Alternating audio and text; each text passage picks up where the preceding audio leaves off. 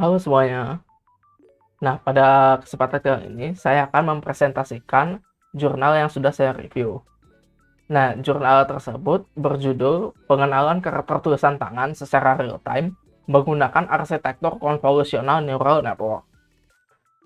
Sebelumnya, perkenalkan, nama saya Komanggede Bagus David Aditya dengan NIM akhir 073.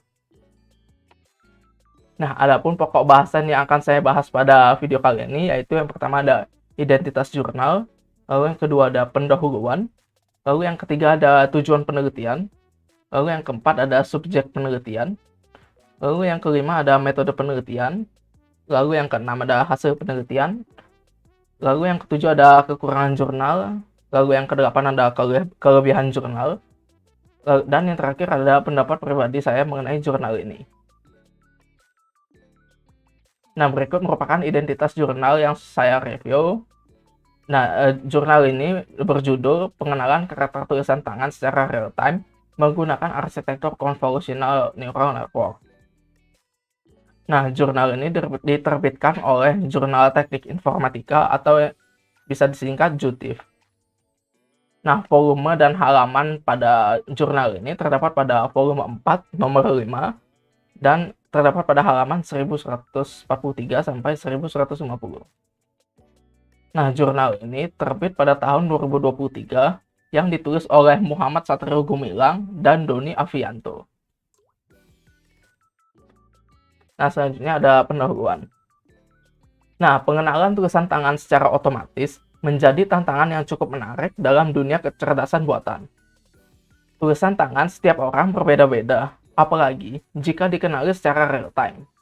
Nah, pada jurnal ini, peneliti mencoba membangun sistem yang mampu mengenali huruf tulisan tangan secara langsung menggunakan model CNN.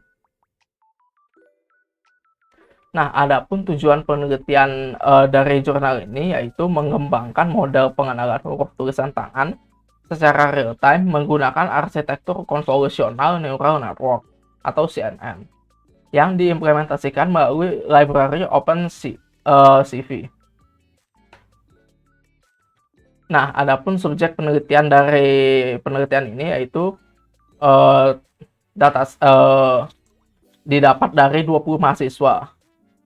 Dataset ini memiliki total 1040 gambar citra yang terdiri dari 520 huruf kapital A sampai Z dan 520 huruf kecil A sampai Z. Nah, adapun metode penelitian dari jurnal ini, metode yang digunakan untuk pengenalan karakter tulisan tangan adalah model CNN.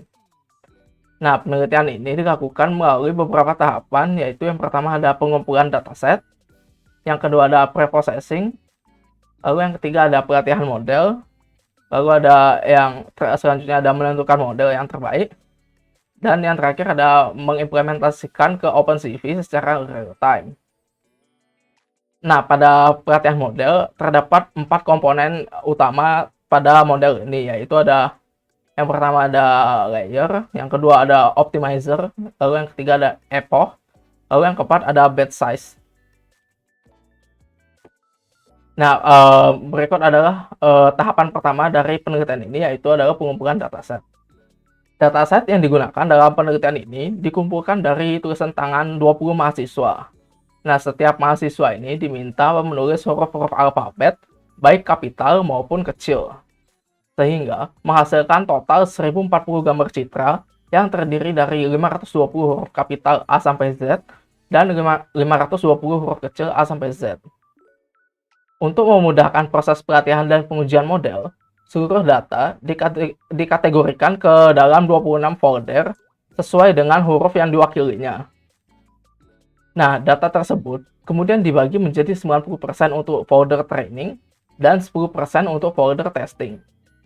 Sebanyak 936 citra akan digunakan untuk training dan 104 citra akan digunakan untuk testing.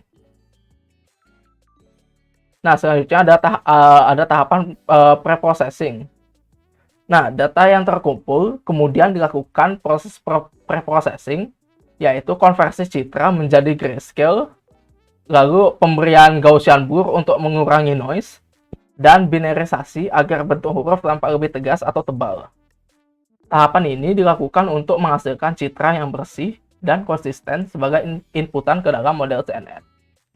Nah, pada gambar di sebelah kanan itu ada contoh dari tahapan preprocessing, yang dimana pada huruf A itu berikut itu adalah gambar yang belum di preprocessing, sedangkan pada huruf B itu merupakan gambar huruf yang sudah di preprocessing. Nah, selanjutnya ada pelatihan model. Pada slide ini saya ingin menjelaskan bagian penting dalam proses pelatihan model CNN yang digunakan dalam penelitian ini. Ada 4 parameter utama yang diuji untuk melihat pengaruhnya terhadap performa model. Yaitu yang pertama ada parameter layer, yaitu jumlah lapisan konvolusi dalam arsitektur CNN. Nah, peneliti mencoba berbagai struktur dari 3 hingga 5 layer untuk melihat mana yang menghasilkan akurasi yang terbaik. Lalu parameter yang kedua ada optimizer, yang berfungsi mengatur cara model belajar. Nah, dalam penelitian ini dicoba 3 jenis optimizer, yaitu ada SGD, RMS-Prop, dan ADAM. Nah, parameter berikutnya ada epoch, yang merupakan jumlah pengulangan seluruh data dalam proses pelatihan. Nah, peneliti ini mencoba beberapa nilai dari 10 hingga 100 epoch. Nah, parameter yang terakhir ada batch size, yaitu menentukan jumlah data yang diproses dalam satu waktu saat pelatihan. Nah, nilainya yang diuji ini dari 10 sampai 30. Nah, keempat parameter ini tidak hanya memengaruhi akurasi, tapi juga kecepatan dan stabilitas pelatihan model. Nah, lalu selanjutnya ada hasil penelitian. Nah, pengujian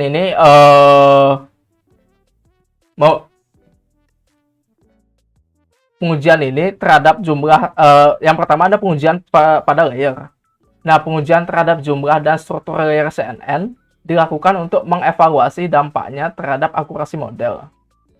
Nah, struktur dengan 3, 4, dan 5 layer diuji dan ditemukan bahwa struktur 5 layer dengan konfigurasi filter 32, 32, 64, 64, dan 128 menghasilkan akurasi tertinggi dan loss yang paling rendah, yaitu akurasi pada testingnya itu 85% dan akurasi pada testingnya itu 84%. Dan loss functionnya juga dia yang paling rendah dari layer-layer lainnya. Nah, lalu ada pengujian yang kedua, yaitu pengujian optimizer.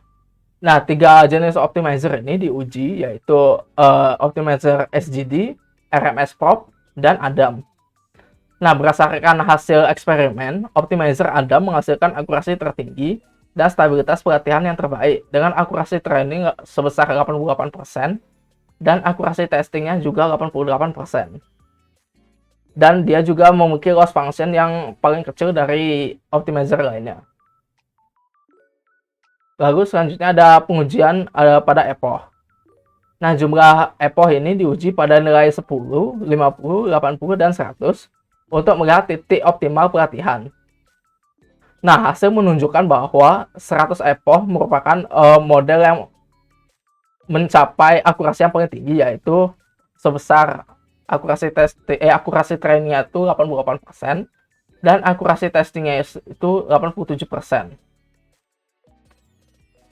Nah, lalu ada pengujian yang keempat, itu ada batch size yang diuji pada nilai 10, 15, 20, dan 30. Nah, hasil terbaik itu diperoleh pada batch size 20 yang menunjukkan keseimbangan antara kecepatan pelatihan dan kestabilan gradien. Batch yang terlalu kecil cenderung fluktuatif, sementara batch yang terlalu besar memperlambat proses training. Nah, bisa dilihat pada tabel ini, meskipun batch size 30 itu memiliki akurasi training yang lebih tinggi pada dibandingkan batch size 20, tetapi batch size 30 itu akurasi testingnya itu lebih kecil daripada batch size 20. Maka batch size yang paling optimal ini merupakan batch size yang berjumlah 20. Nah, dari pengujian-pengujian tersebut, maka ditemukan model terbaik. Nah, perolehan arsitektur CNN terbaik yaitu menggunakan 5 layer dengan fitur 32, 32, 64, 64, 128 dan menggunakan optimizer Adam, lalu menggunakan epoch sebanyak 100 dan menggunakan batch size sebesar 20. Nah, berikut merupakan gambar dari arsitektur CNN yang dipakai. Yaitu ada 5 layer yang terdiri dari convolutional layer dan polygon layer.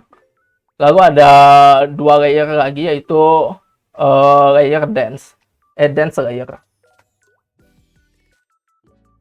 Nah, selanjutnya saya akan membahas kelebihan dari jurnal ini. Kelebihannya itu yang pertama ada pendekatan eksperimen yang dilakukan sangat sistematis, di mana setiap parameter utama dalam pelatihan CNN diuji dan dievaluasi secara terpisah. Lalu yang kedua adalah arsitektur CNN yang dibangun menggunakan kombinasi layer yang tepat, aktivasi ReLU dan fungsi output softmax untuk klasifikasi multiclass, menghasilkan model yang stabil dan efisien. Lalu yang ketiga, ada aplikasi ini dapat diterapkan dalam berbagai bidang, seperti digitalisasi dokumen tulisan tangan, input teks otomatis, serta pembelajaran interaktif dalam pendidikan. Lalu selanjutnya, saya akan membahas kekurangan dari jurnal ini, yaitu kekurangannya itu ukuran dataset masih relatif kecil dan belum cukup beragam. Dataset ini hanya mencakup 20 orang sebagai kontributor tulisan tangan. Lalu yang kedua adalah sistem belum diuji di berbagai kondisi lingkungan nyata, seperti pencahayaan yang rendah, latar belakang yang bervariasi, atau ketebalan garis yang berbeda. Lalu yang ketiga ada penelitian ini belum menguji ketahanan sistem terhadap input yang kurang jelas, seperti tulisan cepat atau huruf yang saling bersambung, yang umum ditemui dalam tulisan tangan sehari-hari. Nah, selanjutnya saya akan memberikan pendapat pribadi saya mengenai jurnal ini. Nah, secara keseluruhan, penelitian ini menunjukkan kualitas yang baik dari sisi teknis maupun praktis. Penulis berhasil menggabungkan pendekatan akademis berbasis eksperimen parameter dengan penerapan dunia nyata melalui sistem real-time berbasis OpenCV.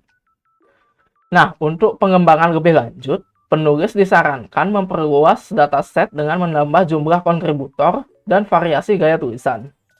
Selain itu, akan sangat bermanfaat jika sistem dapat diadaptasi untuk menerima input dari berbagai sumber seperti kamera, kertas, atau stylus pen. Nah, model ini juga memiliki potensi untuk dikembangkan lebih jauh, tidak hanya dalam pengenalan alfabet, tapi juga pengenalan angka, simbol, dan bahkan karakter dari berbagai bahasa. Nah, sekian presentasi dari review jurnal saya. Apabila ada kesalahan kata, saya mohon maaf. Sekian, terima kasih.